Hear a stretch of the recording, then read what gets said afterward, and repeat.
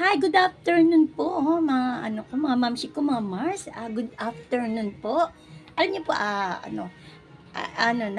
gusto ko lang po 'to i-ano, yung i-share lang kasi natutuwa ako sa anak ko kasi sabi niya sa'kin, "Mama may pasalubong ako sa'yo." Di sabi ko, "Naku, sana uli, sana pagkain uli para para yung tamang-tama hindi ako kumain nung maghapon na yun, mula umaga hanggang pananghalian." Kaya sabi ko, itong mga hapon na 'to, ano kayang pasalubong niya? Tapos, sabi ko, "Ano kaya yun?" Ta's inabot niya na sa'kin. Alam niyo ba kung anong pasalubong niya? Ito, sabi ko, "Ano yan anak?" Sabi niya, "Ano yan mama, ano yan, pabango yan. Pabango yan sa bahay, hindi yan pabango sa katawan mo." Sabi sabi ko, "Bakit kami ganito?" Sabi niya, "Kasi bumili ako sa bahay tapos, sumobra, binigay ko rin para sa'yo." Yan. Sabi ko, "Salamat naman." Ayan, pabango daw. Sabi niya, "Maganda mama, tapatan mo ng electric fan."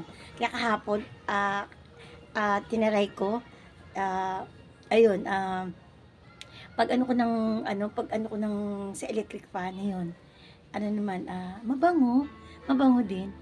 Akala ko pagkain na. Ayan, sabi ko, "Thank you." Okey din pala, sabi ko, natutuwa ako sa kasi 'pag bumibili siya ng sarili niya. Kasi may bahay siya, dito sa kabila.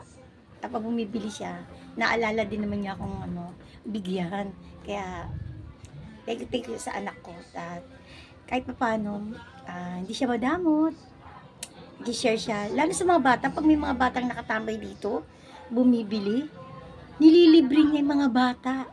Walang palya yan. Kung 5 yung bata o 6, lilibre niya. Kung sabihin niya, "Anong gusto niyo sa tindahan ni mama ko?" "Sige, bibilhin ko yun para sa inyo." Ayan, nilibre niya yung mga bata, lahat talaga ng mga bata. Kaya sabi ko, thanks God at hindi siya madamot. Ayan. Ay po, Mamchi, mga Mars, yan po yung aking munting share po sa umagang ito, munting vlog. Ayan. Good afternoon po sa inyong lahat at God bless everyone.